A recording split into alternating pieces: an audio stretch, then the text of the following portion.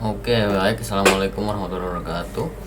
Perkenalkan, nama saya Nafis Sawi Ahmad. Kali ini saya akan merepresentasikan tugas saya untuk UTS kali ini untuk kelas Grafkom, yaitu saya mengambil inspirasi dari gedung Museum Dr. Sutomo. Oke, sebelumnya saya akan melihat terlebih dahulu teknik pembukaan video. Oke, namanya akan saya ceritakan sedikit cara-cara saya melakukan rekonstruksi bangunan. Yang pertama-tama ya, saya pada awalnya menggunakan Blender GIS untuk mengukur segi bangunan dan mungkin mengambil 3D render. Namun singkat cerita gagal. Pada akhirnya saya mau rekonstruksi secara manual. Nah, untuk rekonstruksi secara manual saya menggunakan FS plot atau perspective plot, free perspective plot lah singkatannya, ya kan. Nah, saya menggunakan software ini untuk mengukur dimensi bangunan dari foto, ya kan. Nah, di sini bisa dilihat pada awalnya saya mengukur perspektif dan mengukur vanishing point, yaitu sumbu X, Y, dan Z. Nah, pada awalnya saya mencoba trial pertama. Bisa dibilang gagal karena perspektifnya tidak sesuai. Nah, untuk trial kedua saya mendapatkan perspektif yang cukup sesuai dengan apa yang ada di gambar, seperti yang bisa dilihat di sini, ya kan. Nah, selanjutnya, ya kan, foto tersebut saya ekspor menjadi file yang bernama fs.spy, .fspy, ya kan. Nah, selanjutnya file tersebut saya ekspor, ya kan. Tapi sebelum itu saya menginstal terlebih dahulu add-on fspy. Untuk melakukan ekspor sebenarnya, untuk melakukan instalasi sebenarnya gampang lah, di websitenya kan juga ada. Nah, sebelum itu saya melakukan ekspor terlebih dahulu, ya kan, .fspy, ya kan. Namun dikarenakan sudah saya ekspor, ya kan, sebelumnya saya mohon maaf, sebenarnya saya itu ingin mencoba trial ketiga, ya kan, ngomong-ngomong, tapi dikarenakan gagal. Nah, tapi saya coba lagi lah, saya coba ekspor, ya, trial 2. Nah, error. Soalnya pertamanya sukses, sudah nampak seperti ini. Saya berharap bisa ngasih tahu, ya kan, namun ya seperti itulah. Seperti yang saya katakan tadi, saya ini caranya cukup sangat manual, ya kan, hingga di sini bisa dilihat cube-nya ini banyak sekali, ya kan, Nah, saya akan memperlihatkan bentuk dalam wireframe-nya supaya Bapak mengerti yang saya maksud lah. Seperti ini maksud saya, ya kan. Nah, untuk bangunannya ini dari segi pilar jendela, ya, dari ini, ya kan, pilar jendela ini saya ganti edit mode dulu. Ini ya, ke 6 ini, ya kan, saya lakukan secara manual, ya kan, menggunakan fs.play, ya kan. Mungkin Bapak bisa melihat caranya di YouTube, karena saya ini telah mengimpor fs.play ini, .fs.play perspective plot ini sebanyak 3 kali, ya kan. Yang pertama kurang bagus, yang kedua itu bagus, yang trial 2 yang Bapak lihat tadi. Habis itu yang ketiga itu jelek, ya kan, soalnya saya mengambil foto lurus dari depan gedung, ya kan. Itu seperti ini. Bentar. Kalau tidak salah yang saya maksud itu ini. Oh, ini bukan.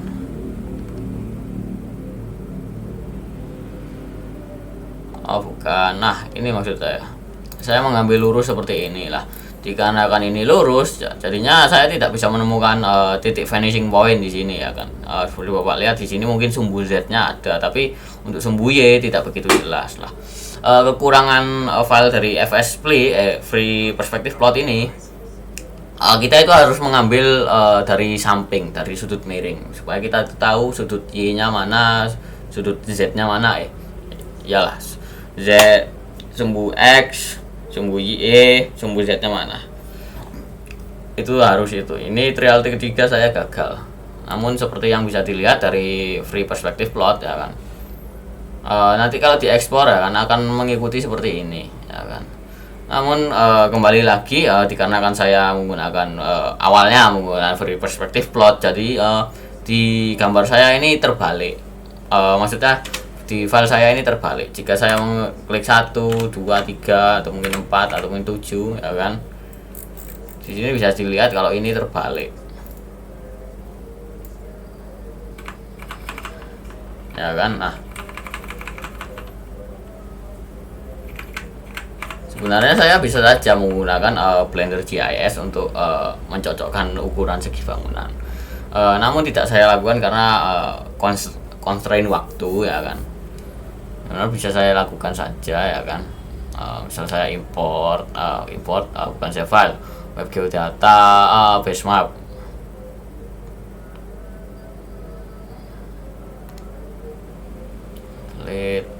Tapi nanti saja lah, sudah pernah saya lakukan kok istilahnya. Namun kembali lagi ini sangat-sangat manual caranya ya.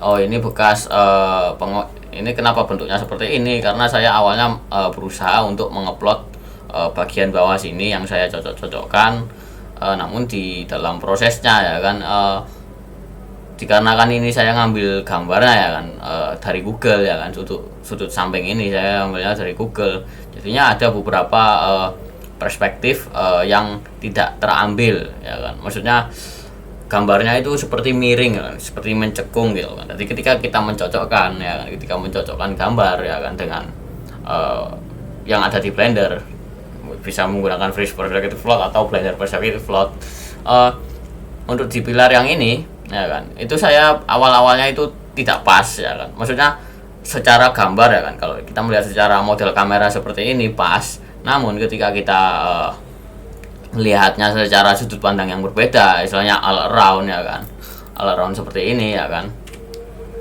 gambar pilar-pilar yang ini ya kan akan berbeda posisinya akan berbeda. Nah, maka dari itu saya mencoba selanjutnya itu mencoba manual ya. Nah, setelah saya coba manual ya, seperti yang bisa Bapak lihat ya kan, hasilnya saya pikir cukup akurat. Ini gambar referensinya, ini hasil render ya, bukan render, hasil dari rekonstruksinya yang saya lakukan secara manual. Cukup baik menurut saya. Oh ya, di sini untuk detail-detail pendukung seperti pamflet, batu nisan bukan batu nisan, ya, batu marka ya, batu tanda tangan itu untuk di sini tidak ada ya kan. Oh ya, tapi kembali lagi beberapa model yang saya ambil itu dari segi jendela, saya menggunakan plane ya kan untuk menutupi jendelanya. Saya tidak merekonstruksi jendela, namun untuk jendelanya saya menggunakan teknik UV editing terlebih dahulu ya kan, untuk mengambil teksturnya. Yang pertama-tama saya mengambil dari modifier, saya ambil teksturnya, lalu saya edit kembali ya kan dari segi gambarnya. Bukan. Di sini nggak nampak. Sebenarnya sudah diambil. Oh ya, ini sebenarnya ini yang saya ambil ya kan, jendelanya ya kan. Jendelanya saya ambil, habis itu saya shading ya kan. Habis itu saya menggunakan color ramp. Color ramp saya berusaha untuk merubah warna putih ya kan. Dari warna putih saya rubah menjadi warna coklat ya kan. Awalnya warna putih ya kan, maksudnya untuk mengambil warna yang putih saya konversi menjadi warna coklat dengan color ramp. Setelah saya sudah mendapatkan warna yang saya suka, saya menggunakan UV editing untuk mencocok-cocokkan sisi-sisi yang penting ya. Seperti di sini Bapak bisa lihat sisi-sisi yang saya ambil sedikit saja ya kan dari untuk gambarnya saya ngambil dari Google yang jelas. Saya agak lupa dari mananya ya kan. Sama seperti ini, kalau tidak salah pintu ini saya ngambilnya itu dari ini baru saya ambil, bukan. Oh ya, saya pintunya kalau tidak salah saya ambil dari www.textures.com ya kan. Saya ngambil barangnya, di situ bisa dicari juga ya kan. Oke, lalu untuk beberapa detail lainnya kurang lebih sama ya kan, sama. atapnya juga saya juga mengambil UV editing. Oh ya, saya juga lupa untuk semua jenis gambar yang saya ambil dari segi UV editing, saya menggunakan preset closest daripada linear, karena closest memberikan detail lebih baik dalam gambar, jadi gambarnya lebih fresh lah bahasanya, ya kan. Sama juga di pintu itu dan sebagainya lah. Lalu untuk AC, ya kan, AC saya mengambil model, ya kan, ambil model dari Sketchfab yang berformat .fvx, ya kan, maksudnya web Sketchfab maksud saya. AC nya saya taruh di sini, ya kan, di sini. Kalau dilihat, ya kan, dari segi gambar cukup relevan, ya kan. Untuk detail-detail yang lain seperti dek teralis ataupun mungkin pipa pembuangan air, tidak saya sempatkan, tapi saya rasa cukup gitu loh kan. Sebenarnya bisa diimplementasikan sedikit array di sini, sebenarnya bisa, namun untuk itu saya lewati terlebih dahulu demi constraint waktu, ya kan. Untuk jendela seperti biasa, jendelanya saya bentuk dalam bentuk array, ya kan, saya bentuk dalam bentuk array. Habis itu saya cocok-cocokkan kembali. Dari kemarin habis dari museum saya sudah menghitung terdapat sebanyak 8 jendela, ya kan. Untuk detail bangunan belakang, dikarenakan ini bangunannya hanya memiliki 2 sisi yang punya jendela, jadinya saya memang sengaja, memang dalam bangunan realnya ini tidak ada jendela di sisi ini, ya kan. Nah, untuk bangunan dalam tidak ada. Oh, bentar.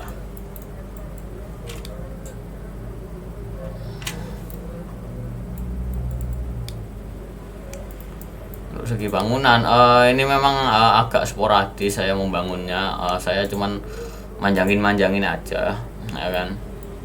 Memang mungkin bisa saya bevel cut, mungkin bisa saya kecil-kecilin, saya potong-potong, ya kan.